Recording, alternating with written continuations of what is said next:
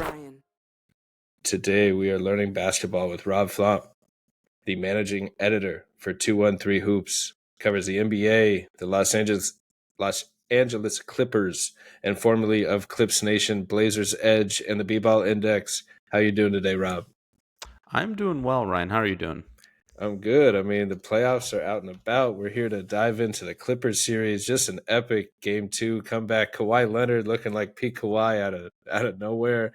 Excited to see that. I mean, obviously he's been surging late into the season, but he just popped out like from the dead, 39 points game 2 like it's nothing. So excited to dive into that and just kind of explore what the season could really look like for the Clippers because of Kawhi, really the biggest wild card of them all. Like, can he just keep this up? Is really what I'm interested in. Can he bring out peak Kawhi the rest of the way, or how's that going to look? I'm excited to dive into that and this matchup. Probably the best first round matchup we got with the Nuggets, two potential contenders, plenty of storylines, former teammates with Westbrook and Harden going back multiple teams at this point.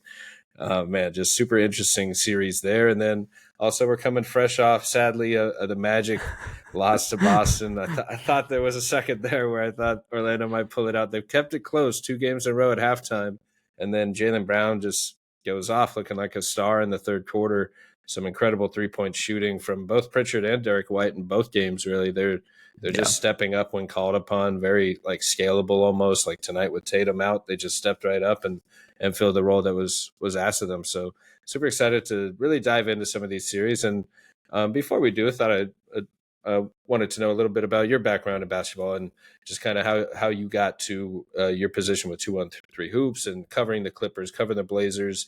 And, what's your process like, just coming up with stories and things to talk about, write about, and just kind of ideas in general to explore when it comes to covering the game.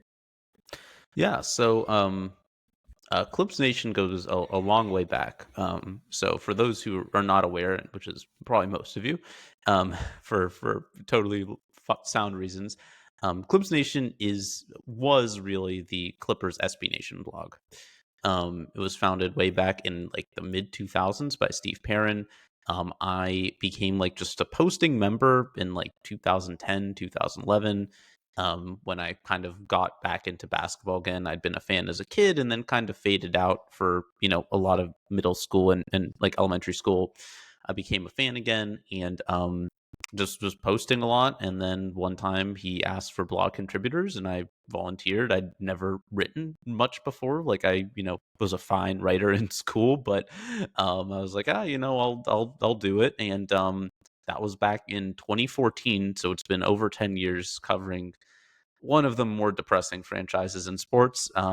It's had an impact on my mentality and demeanor and probably way I approach life. But since then, I kind of slowly worked my way up from like a unpaid contributor to a paid contributor to assistant managing editor to eventually managing editor at Clips Nation.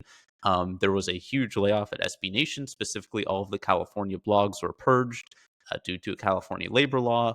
This was back in winter of 2019. So me and the rest of the people at Clips Nation founded our own site called 213 Hoops, and there we are. So I'm like the co-owner and managing editor of the site. Quite frankly, this year I've written almost all the content, which is mostly just previews and some grades and some other stuff.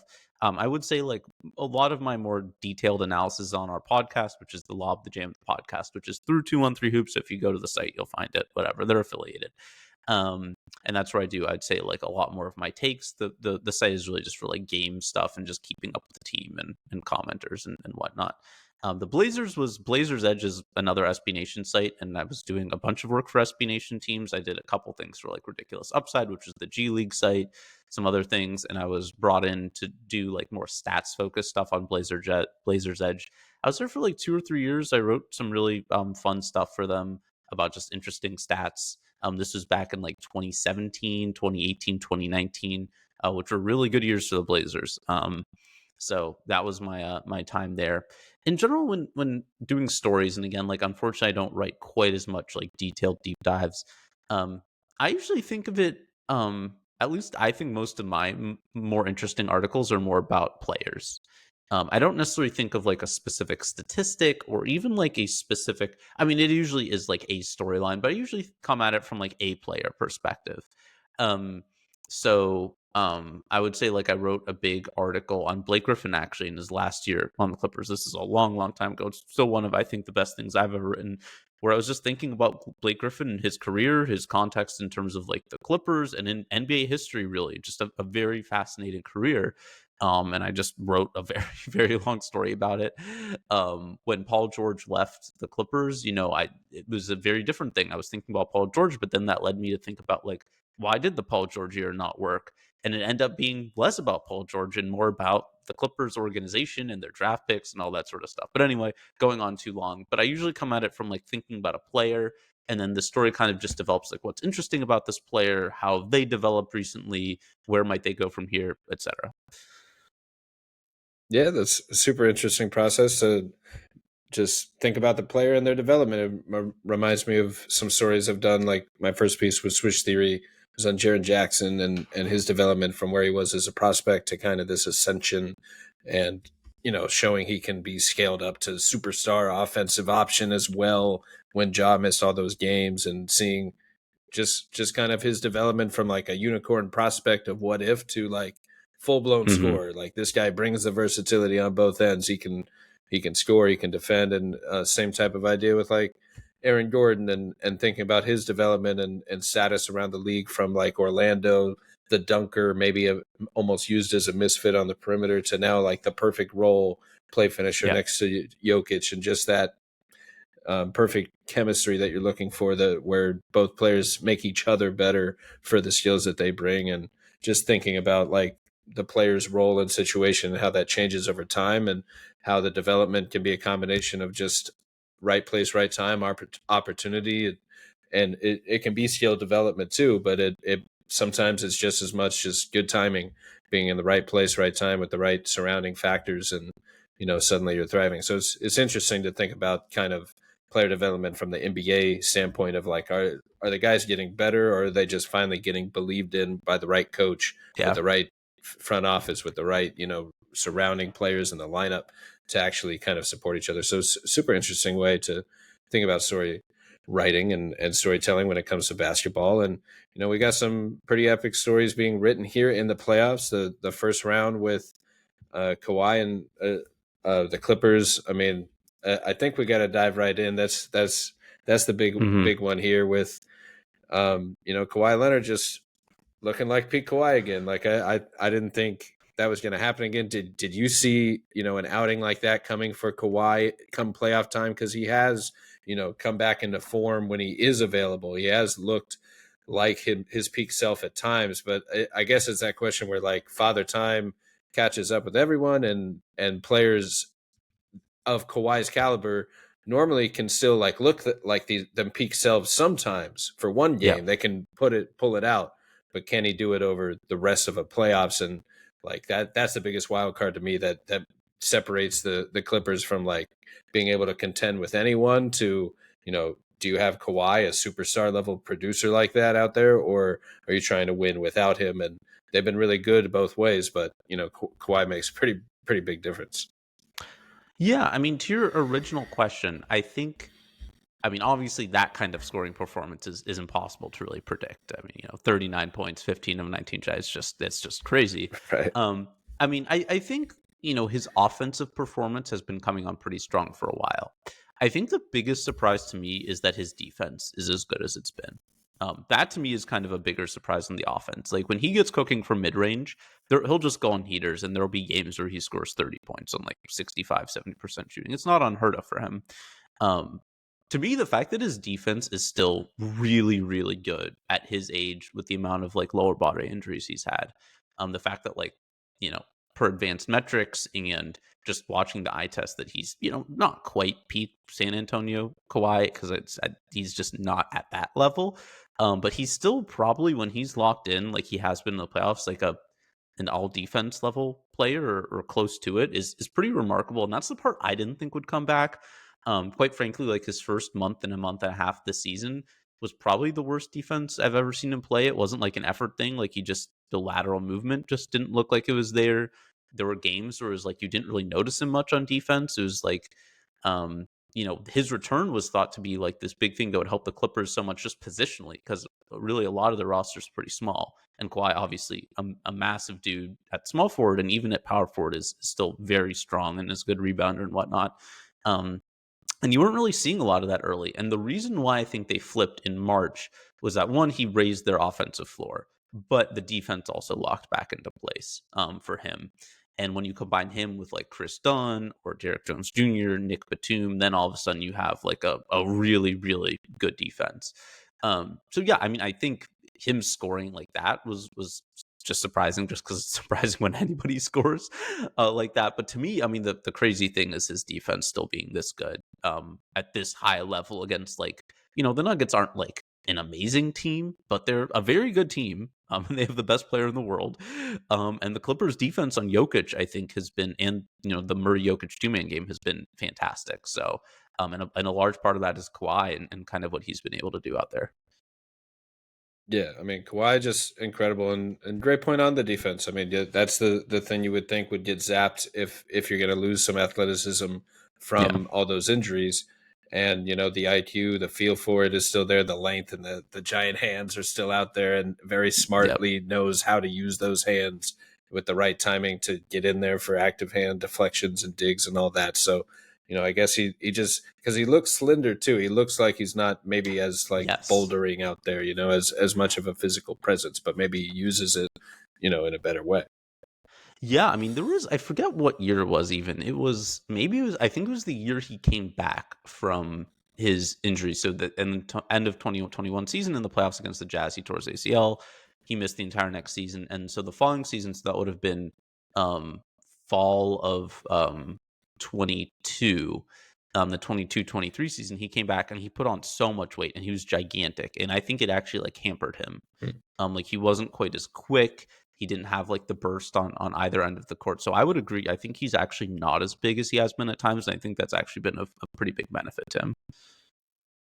There you go. Yeah, I didn't know it was that drastic, I suppose, between before and after gaining that weight and then slimming down. And we've seen different stars kind of do that throughout their career with, like, Anthony Davis famously blew up a little bit and, Yeah. was like at center and was like, that's not who I am. I don't play center, and went back to where he was. But it's funny and interesting how it can benefit. I know like LeBron and Melo kind of famously as well around year 10, like kind of slimmed down and went from like stronger to maybe just slimmer, more mobile, more agile, and maybe that extended their career as well with that ability. So it's interesting dynamic to keep an eye on Kawhi, and mostly just thinking that like this is a legit contender, as good as any team out there when he's available. Like if you're Yeah. getting peak Kawhi and all those elite defenders you mentioned with Kris Dunn at point of attack and Ivica Zubac down low, like who's having like an all NBA, all defensive level season.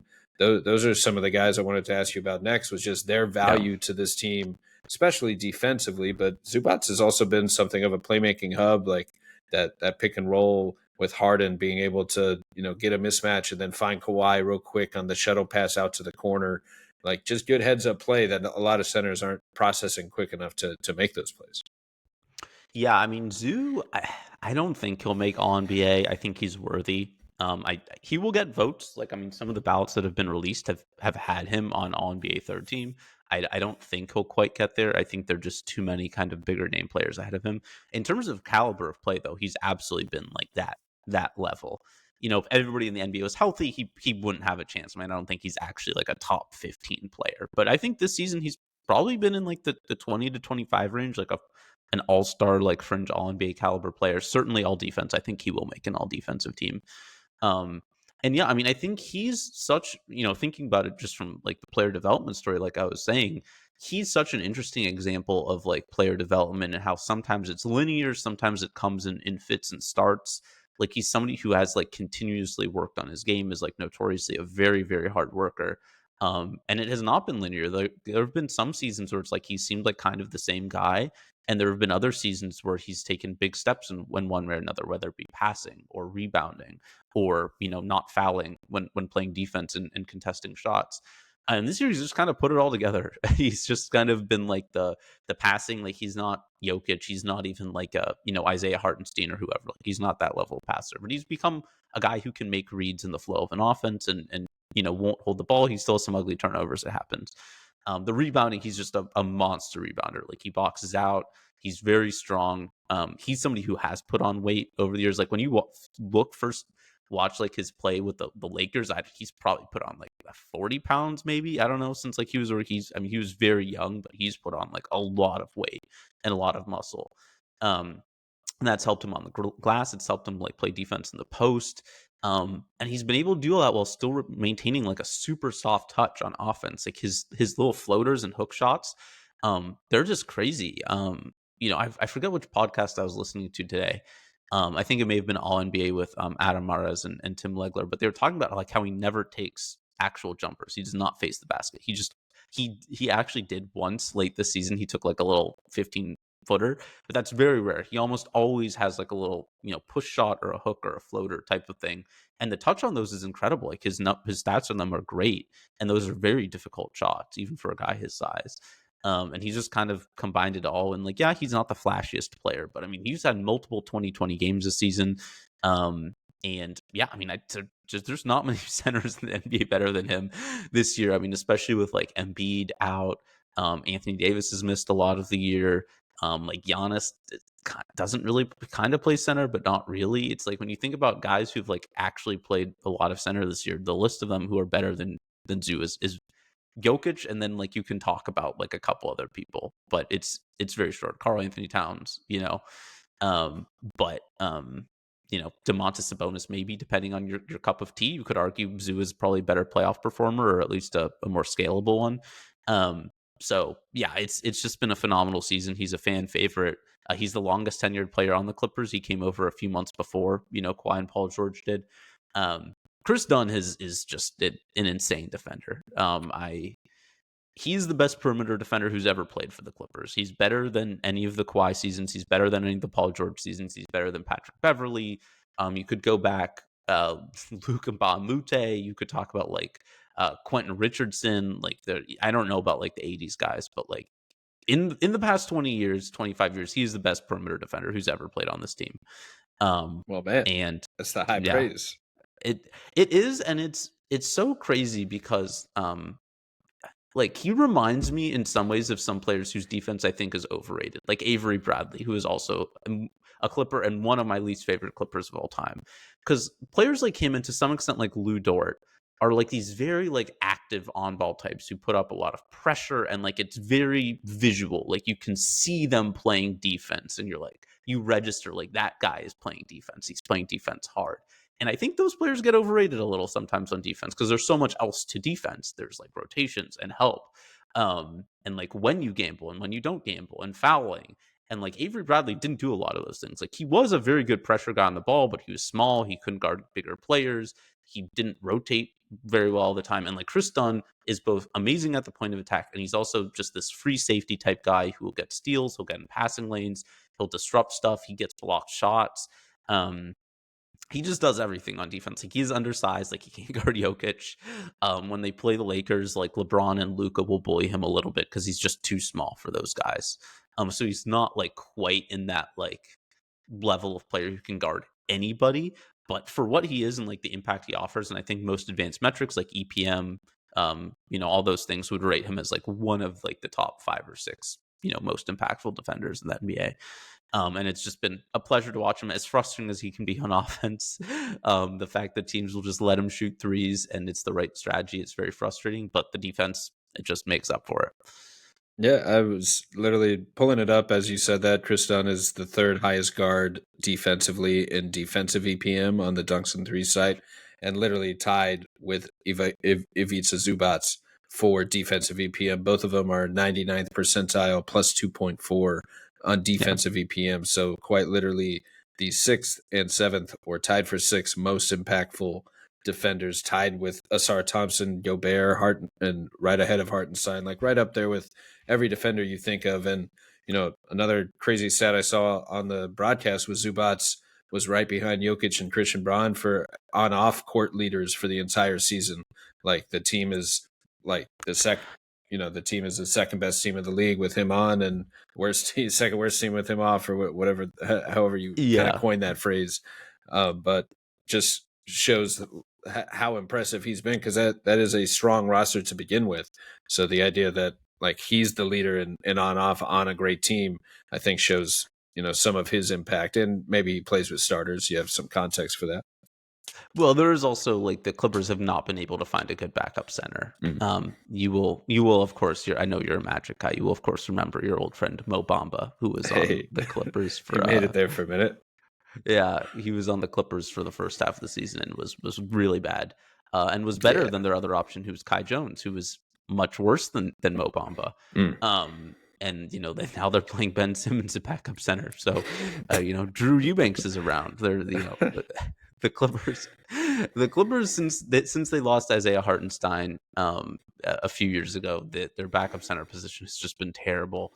And that does juice the numbers a little bit. I mean, Zoo is very, very good, but a lot of that is just his backups are just abysmal, and the Clippers just bleed points when he's down on the court. It is a lot about him because he's fantastic. Yeah. It's also a lot like if you're playing Mo Bamba in serious basketball games, it's just it's bad news. You're begging for some help there, but yeah, I mean he's really been.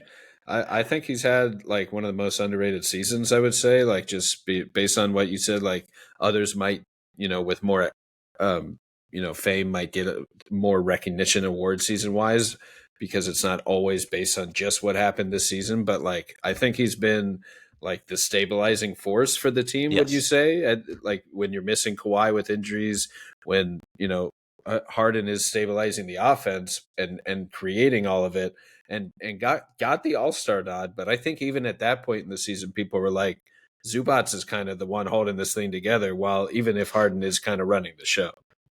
Yeah, I mean, they're a really interesting example of like how much you give credit in like the symbiotic relationship. Because the most assist duo this season was Harden to Zoo, by a pretty significant margin, I think. And it's like you can argue like Zoo's scoring has gone way up. It's the best scoring season of his career by far. He's also getting spoon-fed by one of the best playmakers of all time. Yeah. You could also argue Harden is having a return to form because Zoo is one of the best screen setters in the league, and his ability to flash into the paint and to be a weapon on offense makes things a lot easier for Harden. And how much do you credit one versus the other in like the seasons they're having? It's both of them.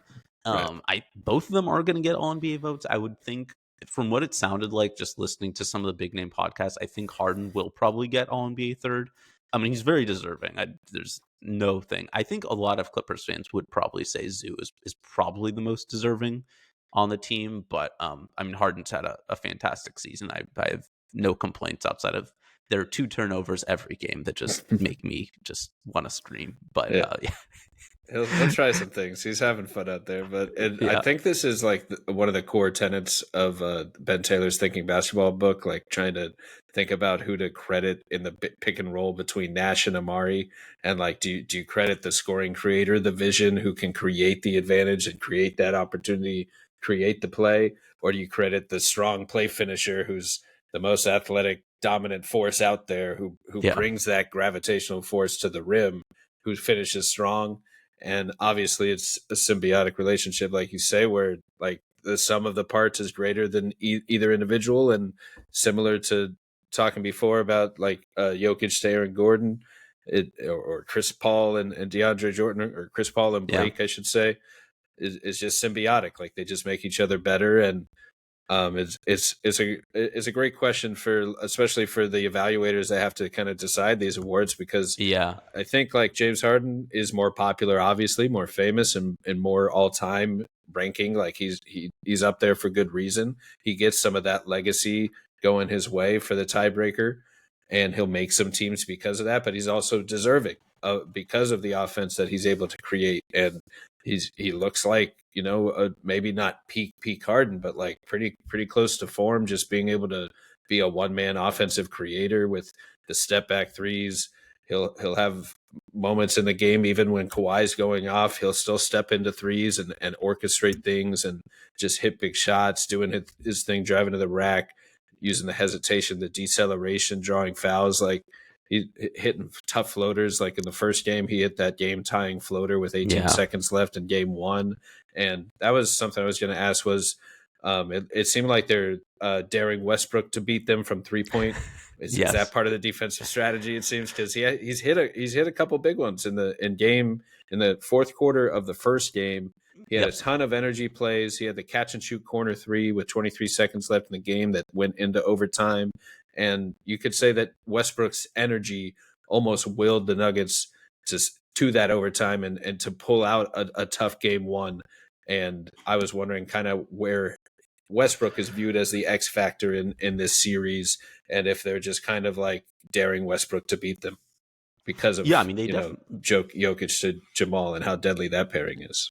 Yeah, they definitely are. I mean, they're leaving him wide open from three, and I think he's a pretty decent 3-point shooter from the corners only. Anywhere else on the court, he's a disaster. For a couple years now, he's been good from the corners. He was good from the corners on the Clippers last year. The problem with him is not just the 3-point shooting; it's just kind of the decision making. Like there was a late in game one where he had the ball and like he could have dribbled more clock out and was just like, I'm just going to the rim. And it was a horrible decision. There was also the play at the very end when he got the ball and then tried to do this weird thing where he was caught off balance and tried to throw it off Harden to himself. And that didn't work. And it's just for a guy who's like a first ballot Hall of Famer and like has probably like top 10, 12 in assists of all time and whatever, like a legendary player, the decision making is still just so questionable with him. And that's really one of the main things. But I mean, to me, like if he makes his threes, you just have to live with it. Like it's like what the Nuggets are doing to Kris Dunn. Like if he makes his threes, like whatever, like there's nothing else you can do. It's better letting him take open threes and letting Murray and Jokic just carve you apart, playing 2-on-2 and getting to their spots. The thing that they can't let him do is beat them with energy plays, because that's really what happened in game one. Like he did make threes, but he was like 5 of 17 or something from the field. Like he's still not efficient, but he got like those offensive rebounds and was just had that game kind of ceiling deflection that forced the turnover on Kawhi. That's where they can't let him. Like they need to box him out. They need to keep him off the offensive glass, because those plays are what swing games. I mean, the threes are knock the wind out of your sails, but like you can't let him do what he actually wants to do, which is do the energy stuff. But yeah, I mean, they're going to keep letting him shoot, and the Nuggets, quite frankly, don't have many other options. I know some Nuggets people floated out Julian Strawther. I think he'll probably get a look, but I mean, his defense is so bad. I mean, you can't play him against Harden and you can't play him against Kawhi, and those guys are on the floor basically the entire game. And if he's on the court, they are going to hunt him mercilessly, and I don't think he stands a prayer against either of them. So I I think he'll get a look. I don't know how much that will help, but they just don't have many other options. I mean, it's like Jalen Pickett, who's like, okay, I don't think he's really ready for this stage. Peyton Watson, who also can't shoot, and can't even offer like some of like the dribbling and ball handling and playmaking stuff that Russ can. So yeah, I mean, he is a huge X factor. I mean, if he continues to play like he did in the first two games, where he's been overall quite a big positive for the Nuggets, I mean, they have a really good chance of winning. If they get a 2 or 3 disaster class Russ games, I mean, the Clippers are probably going to win those, considering how the rest of the series has gone and just the overall like talent disparity. Which I think the Clippers are the more talented team. I don't know if that makes them the better team. The Nuggets could very well still win the series. It's 1-1, and both games have been extremely close.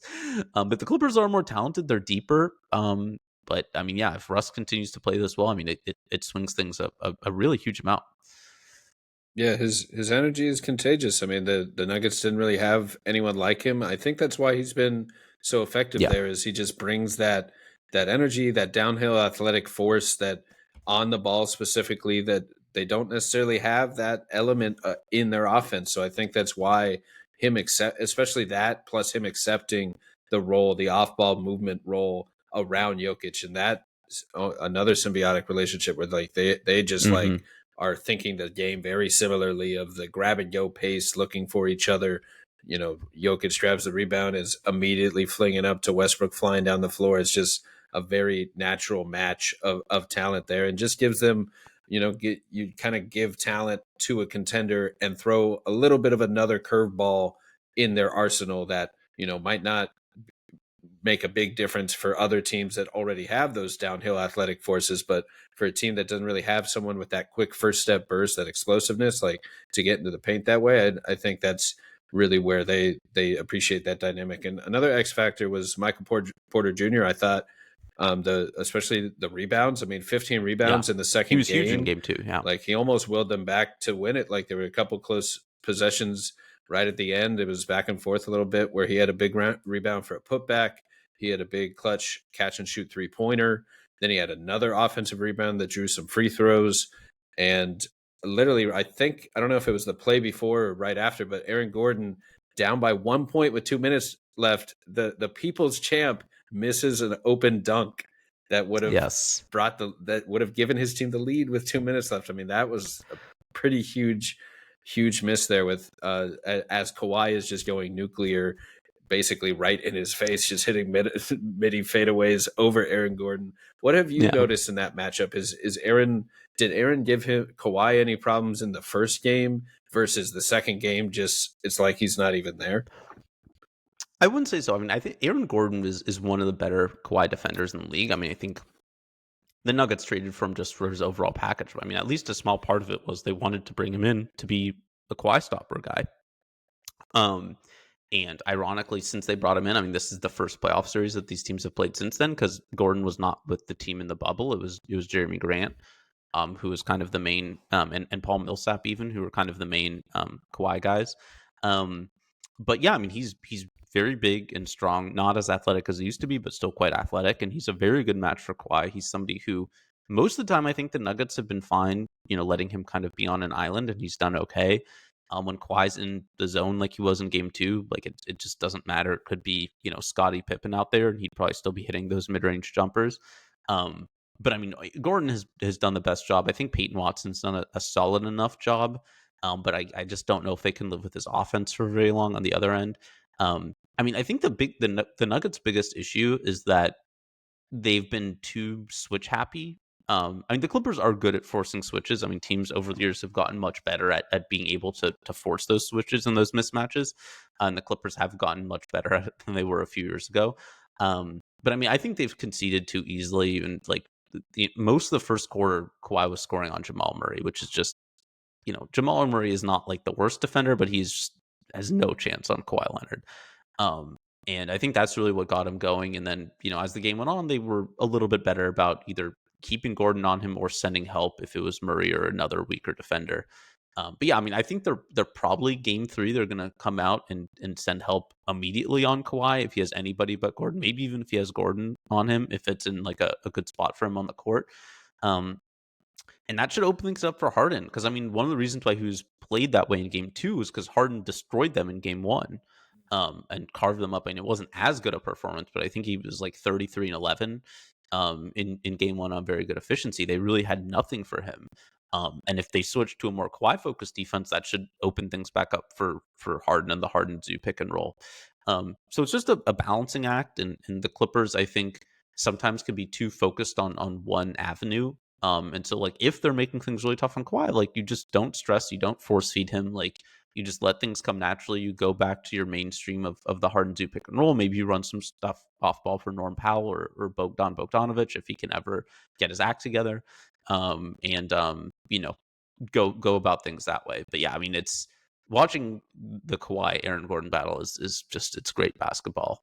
And then it seems like they're almost hunting Michael Porter Jr. with Kawhi as well. And maybe anytime that matchup happens now, it's a quick try to recovery, try to switch back, try to double, just get the ball out of his hands. Yeah, I mean, I think their targets are definitely Murray and Porter Jr. just because they play the most of any of those guys. Brown is a better matchup than those guys. I mean, he's not really standing up to Kawhi, but he's a better defender than Michael Porter Jr. or Jamal. But yeah, I mean, I think the guy for them with Michael Porter Jr. is more of Harden. I don't think he can stick with Harden at all. Kawhi can go past him too. His burst looks really good. And like he's been able to get by guys in a way that he wasn't a couple months ago, even when the jumpers were falling. But yeah, I mean, I think that's part of what makes. I mean, the Nuggets have actually played really good defense in this series, which is the funny thing. Like, even though Harden went off in game 1 and Kawhi went off in game 2. Like overall, the Nuggets have kept the Clippers to like a very respectable scoring total. Part of that is that the pace is pretty slow. But I think overall their defense has been quite sound. But the Clippers have just found these little areas to attack and hunt mismatches. And yeah, I mean, I wondered, like, some people floated the idea of more Peyton Watson over Michael Porter Jr. or Christian Brown in game 3. That will help on defense. It will also make their offense much easier to guard. The Clippers will leave him and Russ wide open if they're both out there. So yeah, I mean, I think they'll attack Michael Porter Jr., especially since he has a bad shoulder now. That might not affect his defense, but maybe it does. I don't know if he'll be stripping or going up strong for blocks or anything like that. But we'll just have to see. But yeah, there's all sorts of interesting little chess matches and matchups in this series, and it's going to go at least 6 games. I imagine I'd be pretty shocked if either of these teams won 3 in a row. Yes, it's pretty epic. We get this in the first round. I mean, like you said, just 2 insanely talented teams. I mean, just think about the Clippers. Like, think about both. Like, how do you guard either one? Like, how do you stop the Jamal Jokic pick and roll? How do you stop the Jokic Eric Gordon pick and roll? And then how do you stop Harden-Zu with Kawhi over there, or Kawhi over there with Harden over there? Like, Yeah. you just can't. It's what makes playoff basketball so great is you just can't double any of these people. So, like, the moment you do, someone's going to kill you, or you just Darren Westbrook to hit those threes and hope that's the solution there. So Yeah. definitely just could be an all-time series. Like, it's already pretty epic back and forth down the wire, especially for first round. Like, great intensity, great talent. Like, these could be 2 real contenders going at it in the first round, and that's what you want to see. And kind of skipped over some of the coaches I wanted to ask you about was, Ty Lue, Coach of the Year candidacy. I think he was my vote when I did a podcast the other day. Like, Really? because of just generally, how this team has stayed afloat and been exceeded expectations while missing Kawhi a good amount of the year, I think. And I don't think the outside league necessarily saw like this level of defense. Like, it's one of the elite defenses in the league, and they've just been steady winning games on top of losing Paul George for nothing last summer. I think is part of where those expectations come. So, like, from your point of view, did it, even with that Paul George move, do you think that they kind of saw Norm Powell replacing some of that production from Paul George, that they thought they could scale Norm up and it was okay losing Paul for nothing because they had Norm kind of his reliable scoring option in the bag? Or is he not quite at that level where that's really a fair comparison? Yeah, I mean, have you seen the movie Moneyball? Yeah, once upon a time. We do Okay. analytics here on the Learning Basketball podcast. Come on, that's like Yeah. the movie of the pod, basically. Yeah. So, there's the famous scene where they talk about, like, we can't replace whoever it is. Right. I can't even, Jason Giambi, I think. Yes. But we can replace him in the aggregate. The And I think, aggregate. yeah, that's what the Clippers really did. And, like, there was Norm Powell, who replaces, like, a lot of the off-ball offense that Paul George was doing. You have, Derek Jones Jr. and Kris Dunn bringing the defense, the defensive side of things. Derek Jones Jr. also bringing some of, like, Paul George, not as athletic as he used to be, but some of, like, the above the rim, like lob catching, finishing in transition, that sort of stuff. And the Clippers kind of just cobbled together most of Paul George. They obviously don't have his pure shot creation. Norm Powell does not have, like, the bag that Paul George does to cook. But they also don't need that as much, because they've kind of shifted their team to be this Harden-Zu pick and roll. And then when Kawhi is looking like Kawhi, then Kawhi does his stuff. So it's just a different team than it was. They had faith in Norm Powell. I don't think they quite saw first half Norm Powell, the season that he had. He has cooled off quite a bit in the second half. He has not been particularly good in the playoffs. Hopefully that changes. I mean, he is a fantastic scorer. He's somebody I think the Magic, for example, could really use. I think he's a very clean fit next to Franz and Paolo, as somebody who can shoot, who can attack closeouts, and not a ton else, but, like, he's very good at those things. And they could really use that. Oh yeah. And, like, yeah, I mean, he was fantastic. I mean, there were people who argued for him to be an all-star. I don't think he was ever really that close to Harden or Zu. Both those guys just have way bigger roles and are, quite frankly, just better players than Norm Powell. But he had a great season. And yeah, I mean, I think the replacing of Paul George, I think, was just kind of like more of a mindset, as you said, in terms of like the team having a great defense. And like they shifted from this team that like especially the first couple years of the 2-on-3 era were great on offense, even more than defense. They were like one of the top offenses of that 2021 season when they went to the Western Conference Finals. They had one of like the best shooting seasons ever. Like they were just everybody on the roster basically except their centers could shoot. And that year they even had Serge Ibaka who could also shoot. Um, and they've really shifted to like this defense first mindset, and I think that's partially why to me Zoo is the best representative of the team this year because he's the linchpin of their defense. He has great perimeter defenders, but he is the bedrock of the defense, and they've won on defense this year.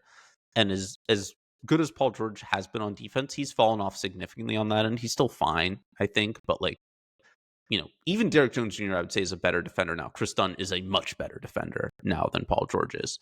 Um, and I think it was really like it was about replacing Paul George in some ways, and Norm Powell was the clearest, just like this guy is going to do a lot of what PG used to do on offense. But I think, as you said, and this is a huge credit to the coaching staff, was just like we can no longer play the way we used to. One, it also just never worked for us, and especially in the past few years, like 2022 they lose in the play, 2023 they lose in the first round, 2024 they lose in the first round, and like sure those are injuries, but still it's like 3 years they didn't get beyond the first round, so like this thing was not working anyway. So it was just this shift in mentality and approach, and it has paid dividends. Like I still don't know if they're going to win this first round series. The Nuggets are a tough opponent. Jokic could average a 35-point triple double the rest of the series, and that could be that. And then after that, of course, the Thunder are lurking, and I just don't think the Clippers would beat the Thunder anyway. But regardless, it's been a hugely successful season, and a lot of that is due to the coaching staff. Like I don't think I would have put Ty Lue first for my coach of the year, but I think he should have been top 3. I probably would have had him over Ime, who is the third kind of finalist I imagine will finish third. Mine probably would have been JP Bickerstaff, quite honestly, but I think the 3 of them and Atkinson are all very, very deserving. But yeah, I mean, Ty Lue has been great. Jeff Van Gundy has been great as his lead assistant, and yeah, the Clippers coaching staff deserve. It's crazy that this roster won 50 games with less than 40 of Kawhi. It's really crazy. Yeah, that's it.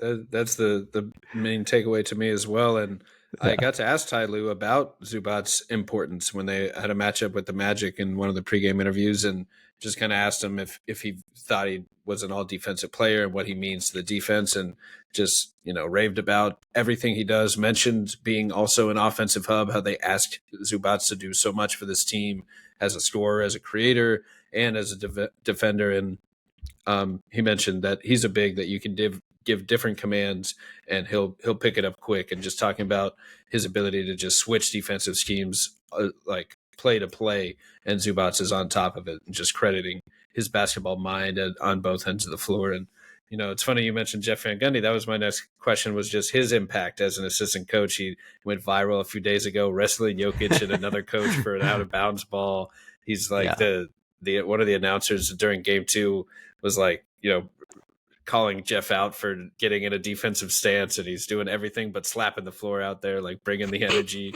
Just what's he been like almost like a sneaky addition. I'm not sure how many people fully realize that, he went from ESPN and just kind of ended up on the Clippers bench, and his impact next to Ty Lue. Yeah, it's really interesting. I don't think it was considered a huge deal. Clippers fans were very excited about it because of his defensive reputation.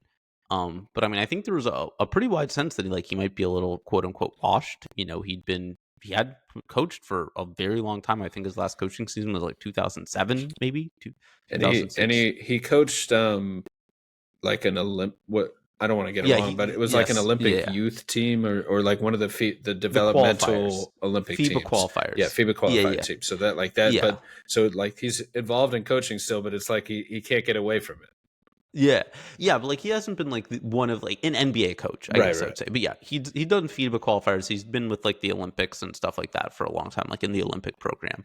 But yeah, he hadn't been an NBA coach in nearly 20 years, and like you hear him on these broadcasts, and he sounds like old and curmudgeonly, and like sometimes it seems like he hasn't kept up with the modern NBA. But I mean, I think if you talk to anybody in the Clippers organization, they'd say his impact has been gigantic. Like again, I think he was a big reason for that tone setting of like, we can no longer win on offense. We do not have the roster to do it. We need to be a defense first team. We need to play good defense every single game. We need to hang our hats on defense. A lot of that was him.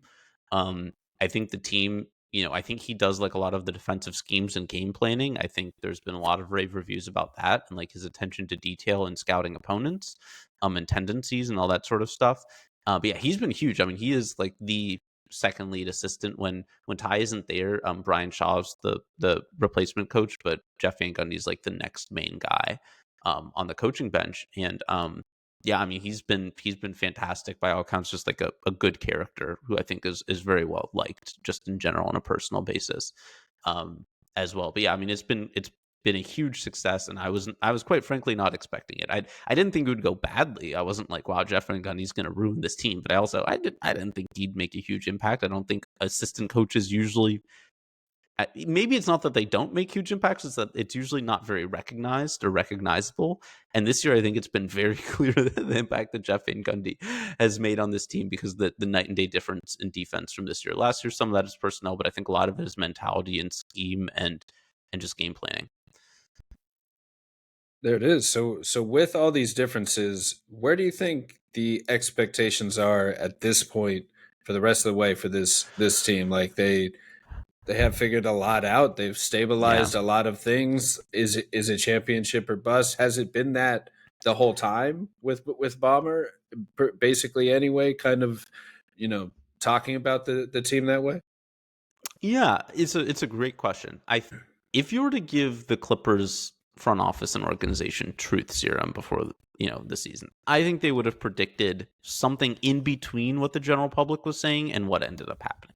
Like the over underline for the Clippers was like 36 or 37 or something. It was like they're a lottery team. Like they're not even a play-in team. I think that the Clippers probably viewed themselves a little bit more favorably as like, oh, we'll be a competitive, like, 8, 9, 10 seed, whatever, like in the low to mid 40s, maybe. I don't think any of them would have predicted 50 wins and a 5 seed and a team that like has realistic expectations of like winning multiple playoff series. In terms of what the expectations are now, I would imagine that the expectation is that they beat the Nuggets. I think they are a more talented team than the Nuggets. The Nuggets run 6 deep, maybe 7 if you count Peyton Watson. And like some of those guys are not even that reliable. Like we talk about Russ, you talk about Watson, even Christian Brown, who's good. Like the 3-point shot is still a little bit iffy. He's still somebody who's pretty Jokic dependent for offense, and is only like a decent defense. Like the Clippers have plenty of defense. Like Kris Dunn is a guy who's not great on offense. Bogey and Norm are bad on defense, etc. But the Clippers have a deeper, more talented roster. So I think the expectation is to win. They now have home court advantage. They've been fantastic at Intuit Dome this year. I believe the record was 31-11, and I think they were 30-7 in their last because they started 1-4. So they were great at home, and I think the expectation is to win the series. In terms of championship, I think realists would say expecting them to beat the Oklahoma City Thunders is probably not a very realistic expectation. It's a fascinating matchup. I think Kawhi matches up with them quite well. As great as like Lou Dort and Jalen Williams and Alex Caruso and Kayson, I literally name a perimeter guy on Oklahoma City, and you have a good defender. None of them are really Kawhi defenders. Like Jalen Williams and Lou Dort are probably the closest. Kawhi has like 5 inches on Lou Dort and has several inches and a lot of pounds in strength on Jalen Williams. The problem with the Thunder is that they are a nightmare Harden matchup. Like those guys who I just mentioned are maybe not great Kawhi defenders. They are all great Harden defenders. Like one of Dort or Jalen Williams is going to be on him. You can throw in like Caruso, Kayson Wallace. Harden has a little bit of muscle on those guys, but like they're still very, very good and will pressure him. I think a lot of like, they'll be able to punish guys like Kris Dunn and Derek Jones Jr. more with how good they are on defense and how connected they are in terms of like kind of giving them space, but also not allowing them to get like consistently like clean open looks at threes. I just think the Thunder are just a better team. When Kawhi's playing like this and like Harden and Zoo are also very locked in, like they would have a chance. I mean, it's not like they're not dead on arrival. It would not be a Grizzlies. They'd win probably a game, maybe 2. But I don't think there would be an expectation this year of a championship. Really, I think just because they'd have to play the Thunder in round 2. If they'd gone on the other side of the bracket and like maybe you hope somebody else takes out the Thunder, maybe you could talk yourself into that. But the fact that it's the Grizzlies who are down 2-0 already and are down like 70 points in the series, they're not winning that series, and if you win, you are going to play the Thunder. So I would say the expectation is not championship or bust. I don't think it was going into the season. I don't think it is now. That said, do I think like the guys in the locker room feel like they can win a championship? Probably. I mean, they're a veteran group and they're playing really well. And Kawhi has won multiple championships. Norm Powell has won a championship. Even guys like Harden who have not won, like obviously they've been to the conference finals and finals and all that sort of stuff. So, I mean, the only guy in the rotation actually who's not been on a deep playoff run is actually Kris Dunn, who's barely played in the playoffs. Everybody else has been on very deep playoff runs. So, the expectations question is very tough, and you'd have to. I'm sure some people are more optimistic than others. Mine would be, I think it would be great if they won this series. I think asking for anything more than a couple games off the Thunder is probably unrealistic. Yeah, it's funny. It kind of reminds me of how we were talking about the Warriors on one of the last podcasts. Was just I don't think any team wants to see this team in the playoffs when you've got like 2, maybe 3 stars playing this well together, and they have an elite defense behind them, and like both teams kind of have like a clear offensive superstar in Steph and Harden. They both have this big wing 2-way star in Kawhi and Jimmy, and a defensive anchor playmaking hub and Draymond and Zubac, and then both, especially since that trade, have been kind of elite defenses, especially the Warriors since the trade. The Clippers all season have been elite defenses. So I mean, when you're dealing with like multiple stars where you can't double one of them because then the other one's open, and they have an elite defense and essentially a DPOY, defensive player of the year type candidate level impact defender behind them, like that's just a team that to me can win it all, at least has a chance. But the Thunder are the juggernaut in the way at the moment. They're just a machine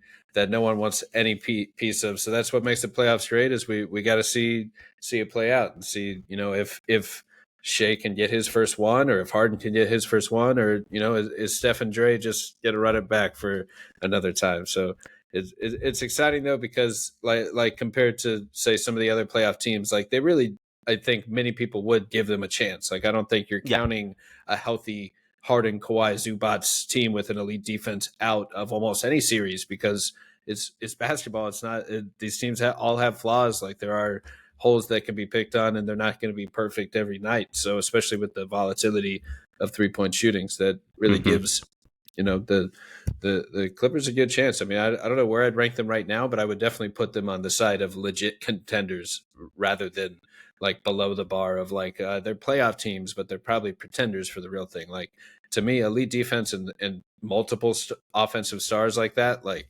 that's a recipe for success at this level. Yeah, and I mean, I think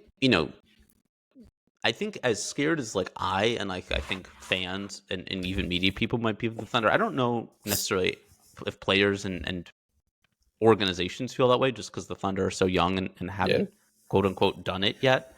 So like I don't know if like that fear would be there for like the players and the organization in the same way it would for if they were playing the Warriors and peak Warriors era, or even the Celtics maybe, or whoever, like those sorts of teams. But it's a daunting opponent. But yeah, I mean the Clippers, when they're playing like they have been, like they could beat anybody, and unfortunately they could also lose one of their key guys to injury at any moment. Kawhi being the most obvious, but like Harden is old, and they're a team that has been historically cursed, and it's just tough to count on them. And like I think even fans, as much as fans can talk themselves into stuff, it's like it's the Clippers. Things usually don't work out for the best. But so far the playoffs have been great. It's impossible to complain, even though they maybe should have won game 1. But like, hey, you'll take 1-1 on the road in Denver any day. But it's tough. We gotta hope we get some just one full run without any injuries. We don't need Chris Paul or Blake Griffin just limping off the sideline in game 2 of the playoffs again. Like what we need is Kawhi and Harden playing the whole time. That's what we want to see here from a fan's point of view. So we'll see how it goes. This is one of the best Clippers teams in recent memory, and credit to everybody involved. Like they have found a real system that works for them on both sides of the floor. Thought we could hit on a little bit of Magic Celtics here before we call it a day. Podcast wise, we're coming right off of Game 2 loss. Boston is now up 2-0, and even without Tatum, Orlando cannot pull it out. I really thought they had it with that one. I mean, they've cut it close both games. Yep. They were right in it at halftime. I think they even had the lead in Game 1 at halftime, and they just haven't been able to stay in it after a pretty much big third quarter runs, mostly from Jaylen Brown. He was incredible in Game 2 here, 37 points, I think. He was just hitting insane tough shots after tough shots and drawing fouls. I mean, the Celtics did get about 15 more free throws than the Magic, but that's neither here nor there. Who knows why that happened? It could be any reason. Who really. can tell? Who knows why? Especially happens. like the Magic aren't driving into the rack every single play into 5. Oh, they certainly aren't shooting. Arms. Yeah, we know they're not shooting. So who knows how they're getting their offense? But yeah, man. But Paolo's been really impressive. I mean, he's got 30 points in 5 of 9 career playoff games. Like, he has showed up. He has lived up to the billing. In the first game, just hitting tough shots, step backs, finger rolls, midi pull-ups, floating shots, just incredible acrobatic plays for Paolo. And then doing it again tonight, another 30-point outing.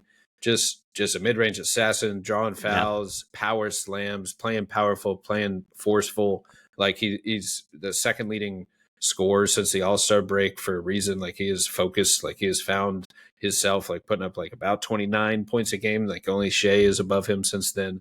Wow. And he's just found his rhythm. He's just found his rhythm as a star that mostly has fully recovered from his injuries too. There was a few weeks there where it seemed like he wasn't getting enough push off of he went through an oblique tear earlier in the year, and he just wasn't quite looking quite the same. But now he's there. Like, he's taken this leap, and it's just exciting to see him. And Magic fans just kind of wish he had a little more shooting help.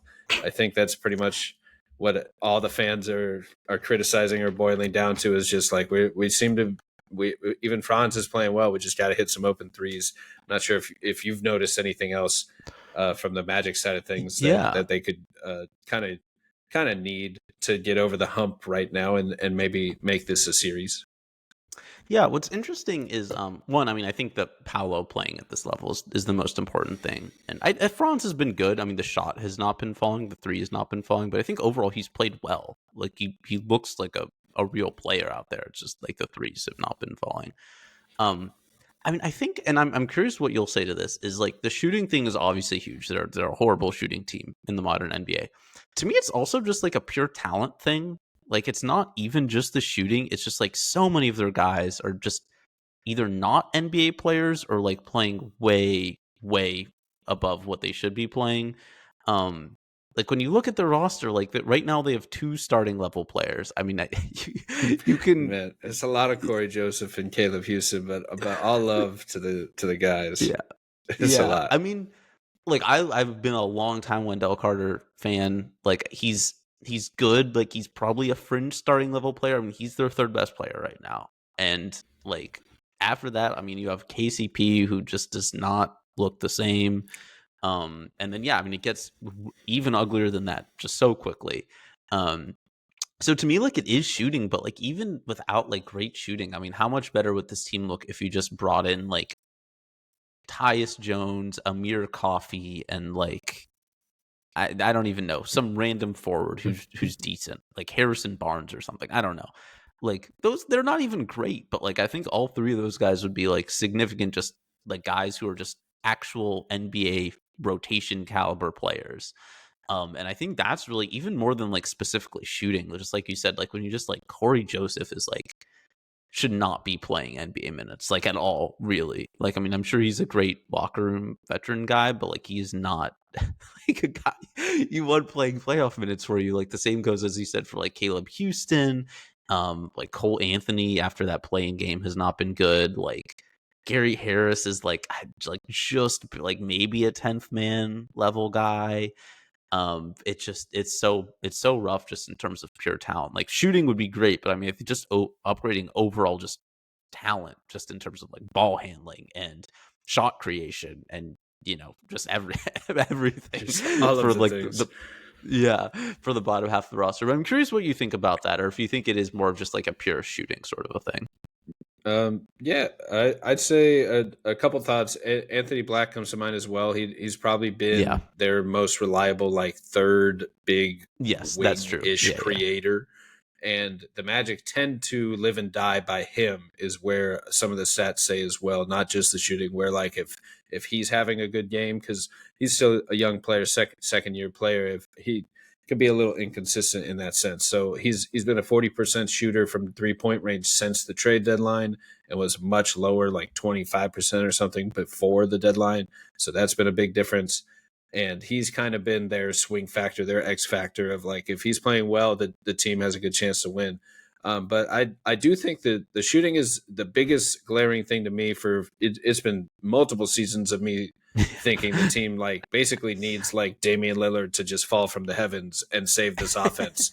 Like they need a pull up 3-point shooting guard that can play make and create for others, like Trae Young and LaMelo maybe, or Anthony Simons maybe on a lower level, or Malik Monk's a name that is popular among Magic fans. And it's funny the way you described like Orlando's basic needs of like they just need NBA dudes that can hit the open three and score a little bit. It's the same way I view what the Pistons did to fix this season Yes, with Kate Cunningham exactly. around the Pistons. Like they Yes. bring in Tim Hardaway Jr., Tobias, and Malik Beasley. Yeah, how And much better would the Magic be with those three I guys? mean, So just much better. so much better. And it's just like a couple of role players, like NBA vets that know how to show up to the locker room and not fool around and hit open 3-pointers. And we saw even the Rockets and Wizards kind of did similar moves this year where they brought in some vets who can hit open threes. Like, I think Magic fans, I think I tweeted some variation of this. Magic fans would have been happy bringing in any of these three players that all these other teams got, were like Middleton, Marcus Smart, and Malcolm Brogdon ended up on the Wizards this season after the trade deadline and last offseason. And, you got Dylan Brooks and Fred VanVleet over in Houston. Just Yeah. reliable, strong, smart players that have experience in the playoffs, can defend and hit open threes and all that. So, I think first and foremost, the Magic need that star scorer that can create, shoot, and make life easier for Paulo and Franz. I think they really want that player to develop from within. That's why the Jalen Suggs experiment started and went this season so far. And he got a little hurt, so we didn't see it fully play out. But we never really got to see him with Franz. We only got 5 games of Franz, Suggs, and Paolo together fully, so it was kind of hard to actually see how that looks with all 3 of them. But they, Corey Joseph probably started as the 7th guard on this rotation to start the year. If you had to go down the roster. And funny enough, like he's brought like one of the best floor balances to this starting unit that the team has seen all season. Like for whatever reason, his like veteran experience, the defense and shooting, like he's a smaller, undersized, a little older guard at this point, but like he's still giving good effort, knows where to be, Yeah. a very smart player, moves the ball the right way, just has a knack for like finding Paulo in the right spots, like very traditional point guard savvy, can hit the open three. And that's really what this offense needs, is at a minimum, even if you want a better version of that archetype down the road, it's filling the right kind of role. So it's been interesting that that's really, the team was on kind of a skid until he entered the starting lineup, and now they kind of have been playing 500 ball, which is relatively good for this team since that point. So that's kind of why he's playing, and I get it. But like we're saying, like it's just a little bit much of Corey Joseph. Like you just need a little. It's probably not going great when you need that a little too much out of his creation. But yeah, overall, injuries have ravaged the season for sure for me. Like it's hard to evaluate the whole year because of all the injuries, losing Mo Wagner for the year, and Goga and Wendell and Cole in and out of the lineup, and Franz and Paulo both missing good amount, 20, 30, 40 games. Suggs missing half the year now, or however many it's been. So that the injuries is the first thing, but they were still second best defense despite the injuries. They're still the 7th seed despite the injuries. And like that's credit to the coaching staff, credit for the team that's there.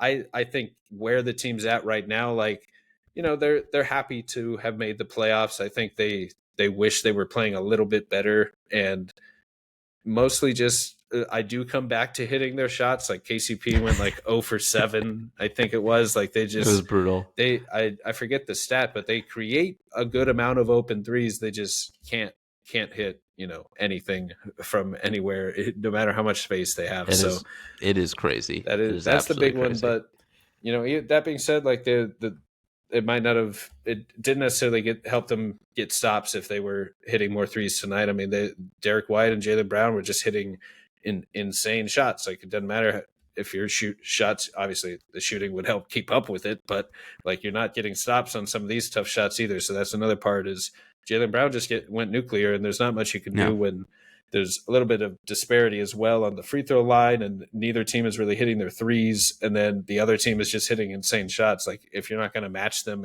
and shot for shot, like, it's 1 10-point run and it's over. Yeah, I mean, Derek White had a couple crazy threes in the fourth quarter. It's crazy. Like, I thought it was like Steph Curry or Jamal or Murray or Derek White, just one of these shooters now, just pulling up any angle, any degree of difficulty. Who knew? Yeah, I mean, there's at some points, there's just not much you can do. Derek White would be perfect on the Magic. I mean, he'd be perfect anywhere. That is a story. I don't know if there've been any like deep dives on the Derek White trade. I'm sure there have been from Celtics people, but that is truly one of like the most amazing trades that has happened in recent NBA history, because he totally unlocked their team, and that trade just kind of turned the whole franchise around. Even more, not more than the Tatum and Brown picks, but like, I mean, just getting him, like, a guy who's like a fringe all-star, fringe all-defense level player for not very much, who's a perfect fit on like any roster. It's crazy. And yeah, I mean, the 3-point shooting is just absolutely bananas from him at this point. Like, you just expect him to hit 5 or 6 threes a game, which like that is literally Steph Curry or Damian Lillard, except it's Derek White. Right. So yeah, I mean, it's just, I mean, the Celtics are a better team. Like, you would have hoped to have squeezed this one out without Tatum, but like, even without him, the Celtics are just really good. That's the knock on Tatum. I don't really agree with it. I mean, Tatum is awesome. He would have been 4th on my MVP ballot, and like a clear All NBA first team for me. But like, yeah, I mean, he is on a stacked team. That's why the Celtics are one of the favorites to win the championship again. Yeah, it's the Magic are, like you said, I think it's just like, they're happy that they made the playoffs out of the play-in. They've been competitive games. I mean, they're fighting, they're playing hard. Like, the defense, as you said, being second is crazy considering their injuries that they've had. It like you said, is a credits to the coaching staff and to the players, but like, yeah, they're just very underpowered on offense in this series. Yeah, it's wild. The Celtics are missing Tatum, and I'm still not sure like how many Magic players like would play for them at this point. Like, how many Boston rotation players would play on the Magic and vice versa. There's quite a few. It would be a lot of be Paolo and Franz. It's like Paolo and Franz, and not many more. Like, sadly, maybe Wendell probably plays over Luke Cornett, I guess. Yeah, I mean, like, it's tough going once you start going down, and that's what makes Boston so great. I mean, you can't take out Tatum just because like Brad Stevens perfected 5-out basketball over here, like building like he won like 5 trades in a row and brings in 2 other stars, giving up for nothing, and Drew and Porzingis, not nothing, but just getting like steal after steal. Like, it was incredible team building. Like, there's now 3 like players that would be stars on any team that are like role player starters on this team, and then Pritchard is 6th man of the year, and he's another guy that could slide in and like scale up. And that's the other thing with these guys, is they're all like great skilled players, but they can be scaled down into just smart team first defender roles that don't ask too much, and then their impact goes off the page because they're not asked to do too much. They just have to do what they're great at, and then maybe play within the offense or create a handful of shots, a few plays, but they're not asked to run the entire offense all the time. And I think that's what makes the team so special, is they can all be relatively high impact if you were looking at like a dunks and threes impact number, like they're all going to be high impact because their role is all smaller than they're capable of. Like they're all overqualified for their Yep. role. Yep. Yeah, it's really unfortunate that this happened to the Celtics. Of It's all just teams. So I mean, and similar is probably said about Shea and the Thunder. So I think that's a big reason these are two of the favorites up there with the Cavs as well, where these teams are just juggernauts kind of all season, and they have shown that their system is kind of like the sum of its parts. It's more than the individual, and everyone gets kind of the benefit of that. Like everyone gets slightly easier looks, they get slightly better Yep. matchups and mismatches because again, it's like almost no one is the default number one option. They're all involved as good options, and they can kind of pick and choose their poison by who's hot one night or who has the right mismatch one night. So it's just really tough to overcome when you're fighting uphill. I made the comparison the other Going day. to war with Kentavious Caldwell-Pope and Corey Joseph. Yeah, and I compared it to like football and or like playing a football game where the other team like starts passing on you, and they got 3 passing touchdowns on you before you even started your offense, and you're trying to come back by running the ball like 4 yards of play. Like it's not, the math ain't math. Like it's just not gonna add up to enough points in time. The way we're playing the offense here by not scoring. So it's tough, but the defense is there.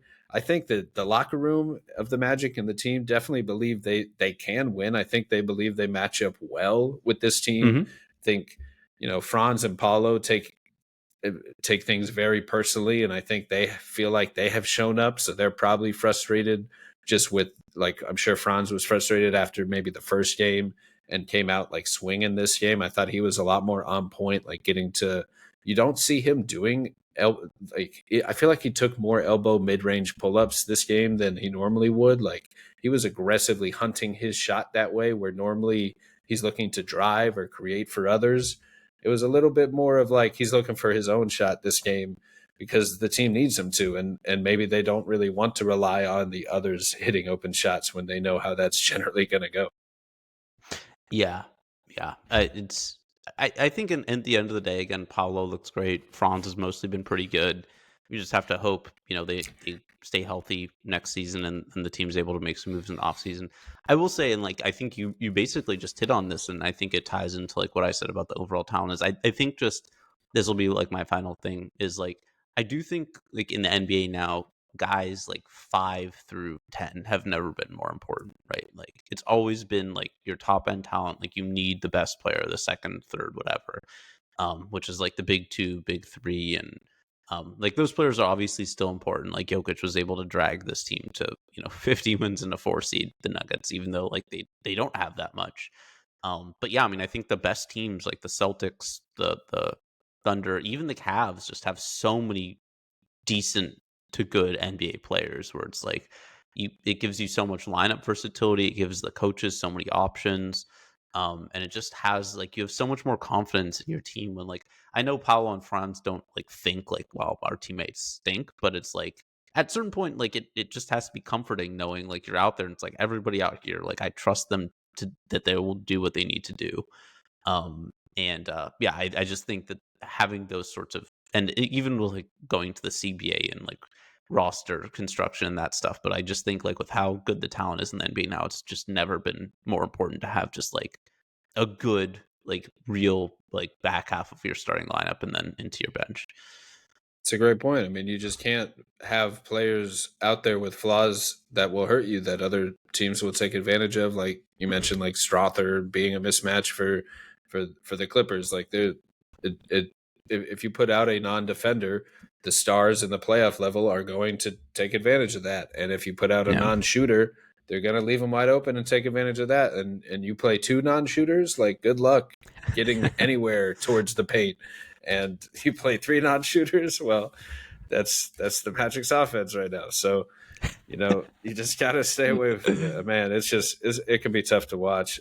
But, I think Franz and Paulo, like you said, have been the bright spots, and we're trying to appreciate what, relative success is for this team. And, in their minds, I think before the season, would have said we want to win, and they did say we want to win one playoff series, just because that would be moving the goalpost forward from the season prior. I think just getting this playoff experience is good. Facing Brown and Tatum in a direct playoff matchup and seeing what that's like is a good experience, because in a way this Magic team is almost built to directly go up against the Celtics team for years to come, because these are two like young top teams in the East for years to come, most likely. And they have some similar age stars, I should say, or similar size stars, I should say. And you can kind of compare the team building strategy player by player to the way Boston has also built their team. So there's some similarities there where I think that matchup is in the minds of the Magic's team building. And if not, maybe they're just some backwards inspired by the way Boston built their team, because it's worked so well and it's just seeped into their brains, because there seems to be a lot of similarities there. But, I think what's good is they get that direct experience. Paolo and Franz playing Tatum and Brown when they're healthy, getting to see that once, especially without Suggs, can be kind of valuable to kind of see like this is what it really takes to beat a team like this, to be a contender. So they know kind of what it takes offensively. And, hopefully also it puts out a very great sample here on the biggest stage of like, here are the clear needs of this team. Like this offense needs to fix X, Y, and Z to take the next leap. And someone has to be watching, because it's on ABC. It's on TNT. The Magic are never there. Someone's watching now that wasn't before. So hopefully these flaws are very obvious now and kind of addressed more directly in the summer, because Orlando now has 2 first-round picks. They have 2 second-round picks. They have Suggs and Anthony Black and Jed Howard and Tristan Da Silva and Wendell Carter and Jonathan Isaac. And I say all those names that they've all kind of been rumored as like potential package type deals that could go down the line. Like that could be quite an attractive offer for the right player. And, it just depends if Orlando thinks that the answer to this offense is in the league already and just needs to be brought over, or if they think that the answer is on the team already and he just needs more reps to develop into that level of 3-point shooter and creator. Maybe Anthony Black or Suggs is that player. And I think that's who they hope is that player. And, we'll kind of see how much pressure they feel to hit the big red button and make a move now, or go ahead and keep building around these young guys. But super interesting to think about their team development. And, we'll see. I think they can at least, you got to give me a gentleman's sweep here. We can't go out, 0-4. I think they win. I think they win one of game 3 or 4. I think. Yeah, now we're talking. That's what we needed to hear to end the pod on. Do you have anything you want to plug or anything like that before we get out of here? No. I appreciate you having me on. It was great talking with you about all this stuff. Sorry, I talk a lot. Your listeners have found that out. Nothing really. Just check out 2-on-3 Hoops. I did some player grades on the Clippers through first 2 games, and the Lob the Jam, the podcast, the name of the podcast. You can find us on Spotify or wherever, and just be prepared for a lot of Clippers. Just so much Clippers talk. But yeah.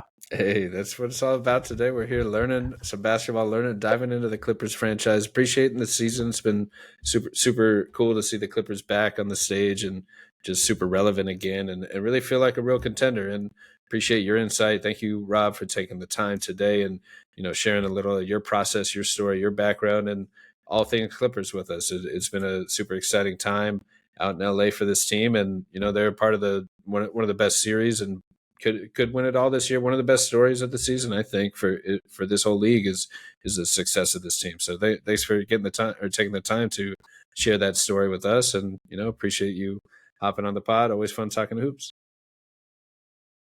Have a good one, Rob. Yep.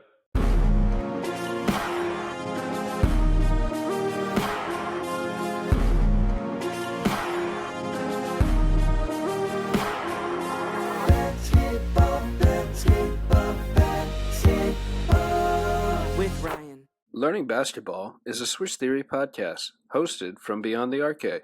Hey, that's me. You can find my work on Twitter, YouTube, Substack, and check out the team's writing at theswishtheory.com.